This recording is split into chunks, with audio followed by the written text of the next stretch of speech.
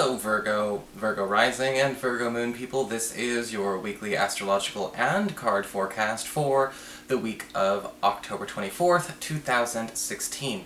And a quick reminder for a lot of folks, some people have been asking for readings on YouTube, like in comments.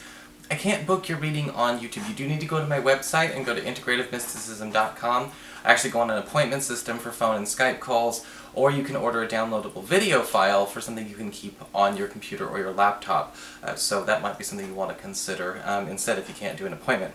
So, what is going on with your astrology this week? Well, Virgo, right at the beginning of the week, on Tuesday, we got Venus, the planet of love and harmony and, peace and good fortune, forming a square to Neptune, the planet of illusions, the planet of temptations, the planet of habits, the planet of inspiration. It's all over the place. And this is happening between your 4th house of home and family and your 7th house of partnerships. And this can indicate a need to pay attention to where there may be some things coming out where you might find out that the affection between a relative and a partner, or the loyalty between a relative and a partner, or the friendship between a relative and a partner, is not 100% there. Now, that's okay. I mean, maybe they're just being polite for the sake of being polite, but when we have this square, it's, we gotta pay attention to where it's kind of like, okay, I notice, yeah, my partner and my relative don't necessarily get along really well. Or maybe it's not a relative, maybe it's a roommate or a best friend or something like that. We might just, realize that, we're not all in agreement here that this is, we all get along. That's totally okay. The last thing you want to do at this point in time is trying to force these things to work. If people can get along, even though they might not hang out with each other on, if they had a choice, that's okay too. On Thursday, we do have Mercury, the planet of haste and communication and information, forming a really strong connection to the Sun in your 3rd house of, communications. But this is actually a very interesting kind of angle for you, because this is talking about your words reaching farther, or perhaps any kind of marketing campaign or networking effort you're working on reaching farther than you could have expected.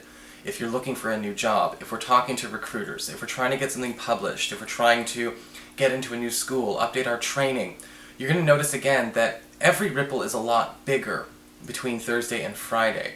You may be finding that you're a little bit inundated during this time with phone calls and emails and things like that, but the return on your reaching out is definitely going to be big. And if you haven't been reaching out when you mean to, no time like the present. We definitely want to make sure that we have enough feelers out there so that we can get that big grab bag on Thursday and Friday.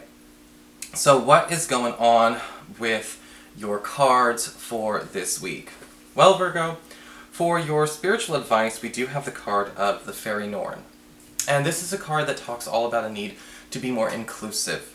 Okay? And when we talk about being inclusive, we're talking about cooperation, we're talking about team efforts, and we're also talking about being able to make other people wait at the same time, which is very interesting, because a lot of zodiac signs this week are getting cards about vetting people, and making sure that people are who they say they are. It's not a bunch of fluff. It's not people just trying to make a hard sell, or make an impression. We're definitely vetting people, seeing how long they can keep that up in their impression. When we talk about cooperation this week, we're doing it more importantly because we need to cooperate with people. We need to be inclusive. And you may notice that, more people, friends, relatives, collaborators, and things like that, want to include you in their efforts and want to be included in yours. So this kind of scrutiny is all the more necessary. But it's a little bit different for you. This is really more about, can this person keep up this very hardcore, huckster, ambitious salesperson kind of impression, or is that going to drop as soon as they're not getting something as fast as they want?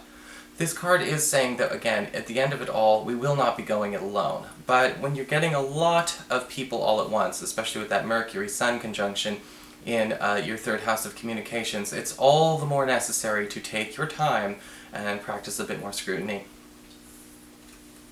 For your Earth sector, when it comes to your work and finances, we've got the King of Wands inverted. So, we already talked about this.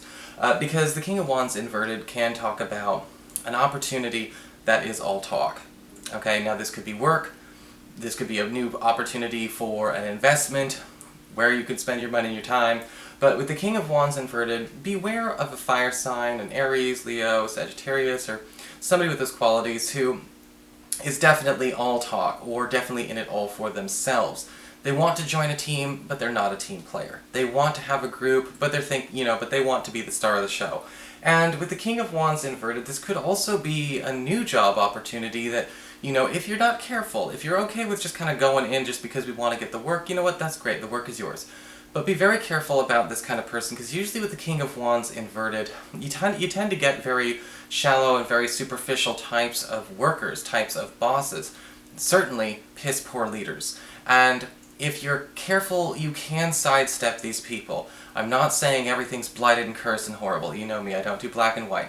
But I think that with the King of Wands inverted, it is very important to pay attention to where, again, a lot of these grand plans and grand ideas that are going to be trying to be sold on you are all talk.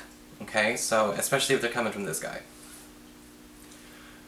For your communications with air, when it comes to messages you get from friends and from relatives and the others in your life, we do have the Tower card inverted. So it's hitting the fan at somebody else's place, it seems, this week. Because the Tower card inverted, remember, that card always talks about, there is something tumultuous going on. There is sort of like a rapid end or a big explosive situation, but it's not happening to you. You are a bystander, you are a witness. It's not happening to you. And the Tower card inverted could talk about, news coming about a big fight or a big blow-up happening, again, elsewheres. If this is, a business partner or a friend or, maybe a relative's household or anything along those lines, we are going to be kind of put on notice to see where things are starting to kind of topple over. You might be very much aware that this was, an inevitability. Sometimes the Tower card inverted is kind of saying, we're creating a tower because nobody wanted to just kind of take care of this in a timely fashion. The universe will do that. And I think that what's happening is, just be prepared. You are going to be, expected to be supportive, at this point in time. But, you probably called this. You probably saw this coming already. Because most of the time we do when the Tower card's reversed. For your challenge this week with fire, we've got the Empress upright. Virgo, you don't really have a lot of challenges this week. You really don't. You really don't. I mean, everything that could be considered a challenge is really just more of a chore. Because the Empress card upright is talking about, again, your only challenge is making sure that you're not inviting drama and dramatic people and unstable energy into your personal space. Period. That's it. Because the Empress card upright is talking about, okay, your challenge is enjoying your own security, your own peace, your own stability, and, your own behavioral balance. And that's not a challenge at all. Because the Empress card upright is, is one of the cards that shows up in a challenge area and says, this isn't a challenge. This is a freebie kind of week. But again, when we talk about not inviting it into your space, it also means even if you go into another person's space to be, supportive with the Tower card reversed, or just be polite and listen to the King of Wands reversed. We've got to make sure that, again, we're not bringing that home with us or committing to it in a way that kind of takes away the protection of this Empress, because it's kind of like a vampire. They can't come into your house until you invite them in. For your emotions with water and your romantic life, we do have the Queen of Swords upright. And this card talks about an opportunity to find love in somebody that might not necessarily give off the most amorous or conventionally romantic signals. The Queen of Swords usually does show up as somebody who definitely wants to have a meeting of the minds, but they are doing it in a way where you can just think of it as like a really friendly friend or really friendly person. Their signals are not overt. It's not like, they're not blowing it up with banners in the sky or anything like that. And so you're going to want to make sure that if you're single and looking, that when this person is being this friendly, don't overstate it. Just because someone's being polite and friendly and flirtatious doesn't mean they're in love with you, but pay attention to where this person is more interested in talking about anything but love. Because funny enough, that's probably the person who's interested.